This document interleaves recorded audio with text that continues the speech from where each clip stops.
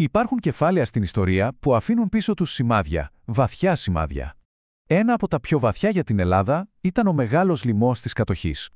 Σήμερα θα δούμε πώς ένα ολόκληρο έθνος έφτασε ένα βήμα πριν την καταστροφή, αλλά και πώς, μέσα από τις τάχτες, βρήκε τη δύναμη όχι απλά να επιβιώσει, αλλά και να αντισταθεί.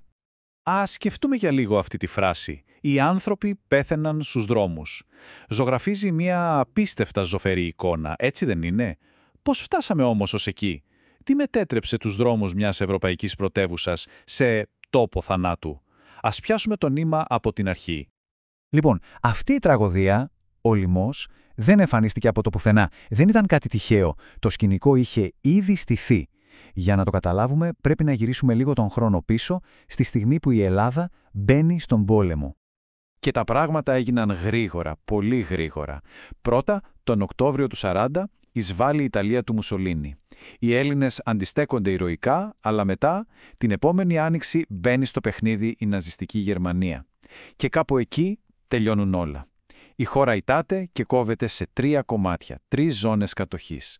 Η τέλεια καταιγίδα για μια ανθρωπιστική καταστροφή μόλις είχε αρχίσει να παίρνει μορφή. Εντάξει, και εδώ είναι το σημείο κλειδί που πρέπει οπωσδήποτε να κρατήσουμε. Ο λοιμός δεν ήταν κακοτυχία, δεν ήταν κάποια φυσική καταστροφή, όχι. Ήταν μια ανθρωπογενής, μια συνειδητή καταστροφή. Ήταν το άμεσο αποτέλεσμα πολύ συγκεκριμένων, πολύ μεθοδικών πολιτικών που επιβλήθηκαν στη χώρα. Τι έκαναν λοιπόν οι δυνάμεις κατοχής? Βασικά, εφάρμοσαν μια πολιτική απόλυτης λαιλασίας.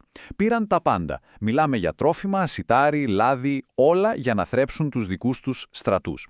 Κατέσχεσαν καύσιμα, φορτηγά, παραλύοντας ολόκληρη την οικονομία. Και σαν να μην έφτανε αυτό, τύπωσαν άχρηστα χρήματα, τα κατοχικά μάρκα, που πλημμύρισαν την αγορά και μετέτρεψαν τις οικονομίες των ανθρώπων σε απλά κουρελόχαρτα. Και αυτό που είναι πραγματικά ανατριχιαστικό, ξέρετε, είναι η ιδεολογία πίσω από όλα αυτά. Για τους Ναζί, ο ελληνικός λαός θεωρούνταν κατώτερος. Η ρατσιστική τους ιδεολογία δικαιολογούσε τα πάντα. Στα μάτια τους, το να λαιλατούν τη χώρα ήταν απολύτως εντάξει, ακόμα και αν αυτό σήμαινε ότι χιλιάδες άνθρωποι θα πέθαιναν από την πείνα. Δεν υπήρχε κανένας ηθικός φραγμός. Και σαν να μην έφταναν όλα αυτά, είχαμε και μια σειρά από άλλους παράγοντες. Οι δρόμοι είχαν καταστραφεί, κόβοντας την επικοινωνία των πόλεων με την ύπαιθρο, εκεί δηλαδή που ήταν το φαγητό. Μετά, είχαμε τον ναυτικό αποκλεισμό των συμμάχων, που ναι μεν στόχευε τους Γερμανούς, αλλά ταυτόχρονα έπνιγε και όλες τις εισαγωγές τροφίμων. Και οι αγρότες, με τα χρήματα να είναι άχρηστα, γιατί να πουλήσουν τα προϊόντα τους? Απλά σταμάτησαν. Ολόκληρη η χώρα είχε παραλύσει. Έχουμε μιλήσει για τις πολιτικές, για τη μεγάλη εικόνα. Αλλά πίσω από όλους αυτούς τους αριθμούς υπάρχουν αληθινοί άνθρωποι. Ας κάνουμε zoom in λοιπόν για να δούμε πώς ήταν πραγματικά η καθημερινή ζωή στην καρδιά του λοιμού, στους δρόμους της Αθήνας. Η πραγματικότητα ήταν ένας εφιάλτης. Ο πρώτος εκείνος χειμώνας του 41-42 ήταν απάνθρωπος. Οι δρόμοι της Αθήνας γέμισαν κυριολεκτικά με ανθρώπους που σοριάζονταν από την πείνα και το κρύο. Οι πιο ευάλωτοι, οι ηλικιωμένοι, τα παιδιά, ήταν οι πρώτοι που έφυγαν. Δεν είχαν καμία ελπίδα. Και μέσα σε αυτή τη φρίκη η κοινωνία χωρίστηκε στα δύο. Από τη μία η συντριπτική πλειοψηφία. Άνθρωποι αναγκασμένοι να ανταλλάξουν τα πολυτίμωτερα τους υπάρχοντα για ένα κομμάτι ψωμί. Και μετά υπήρχαν οι άλλοι, οι λίγοι. Αυτοί που συνεργάστηκαν με τους κατακτητές, που έκρυβαν τα τρόφιμα και πλούτιζαν από τον πόνο των συνανθρώπων τους. Αυτοί οι άνθρωποι απέκτησαν ένα όνομα. Μαυρογορείτες. Έγιναν το σύμβολο της πιο κοινικής εκμετάλλευσης, μια πραγματικά σκοτεινή κοιλίδα στην ιστορία εκείνης της εποχής. Αλλά ακόμα και στην πιο βαθιά, την πιο σκοτεινή απόγνωση, κάτι αρχίζει να γεννιέται. Η ελπίδα. Οι άνθρωποι κατάλαβαν πολύ γρήγορα ότι κανείς δεν επρόκειται να επιβιώσει μόνος του. Η μόνη διέξοδος ήταν να δράσουν όλοι μαζί. Και αυτή η αντίσταση πήρε πολλές μορφές. Άνθρωποι άρχισαν να φτιάχνουν συνεταιρισμούς στις γειτονιές τους για να μοιράζονται τα λιγοστά τρόφιμα. Οι εργάτες άρχισαν να απαιτούν να πληρώνονται σε είδος, όχι σε άχρηστα χαρτιά. Πατριωτικές οργανώσεις, όπως η Εθνική Αλληλεγγύη, οργάνωσαν συσίτια, εράνους. Και τελικά, μετά από πολλές διαπραγματεύσεις, η κρίσιμη βοήθεια από τον Διεθνή Ερυθρό Σταυρό άρχισε να φτάνει το φθινόπωρο του 42. Και μέσα σε όλες αυτές τις προσπάθειες υπάρχει μια ιστορία που πραγματικά ξεχωρίζει. Μια ιστορία απίστευτης ευρηματικότητας και ανθρωπιάς από μια μικρή πόλη.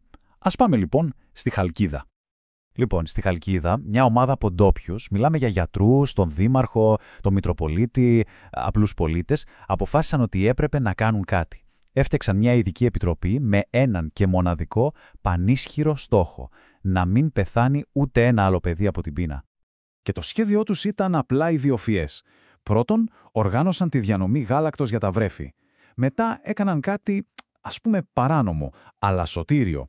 Χρησιμοποιούσαν τις ληξιαρχικές πράξεις γέννησης των βρεφών που είχαν ήδη πεθάνει για να παίρνουν τις μερίδες γάλακτος και να τις δίνουν σε άλλα μεγαλύτερα παιδιά που ήταν εξίσου απελπισμένα. Αλλά το καλύτερο, αντί για τις θλιβέρες ουρές των συσιτίων, έφτιαξαν εστιατόρια για να δώσουν σε αυτά τα παιδιά όχι μόνο φαγητό, αλλά και την αξιοπρέπεια τους. Και το όνομα που έδωσαν σε αυτή την πρωτοβουλία τα λέει όλα. Το πιάτο του εξαντλημένου παιδιού. Βλέπετε, δεν ήταν απλώς φιλανθρωπία. Ήταν μια πράξη βαθιάς φροντίδας και σεβασμού για αυτά τα παιδιά που υπέφεραν. Και πέτυχε αμέσως. Ξεκίνησαν με τα 30 πιο υποσιτισμένα παιδιά και μέσα σε λίγες εβδομάδες ο αριθμός αυτός έφτασε τα 150. Η ανταπόκριση της κοινότητας ήταν απίστευτη. Και ο αριθμός απλά συνέχιζε να μεγαλώνει. Ακούστε αυτό. Μέχρι τον Ιουλίο η Επιτροπή τάζιζε 1.350 παιδιά κάθε μέρα.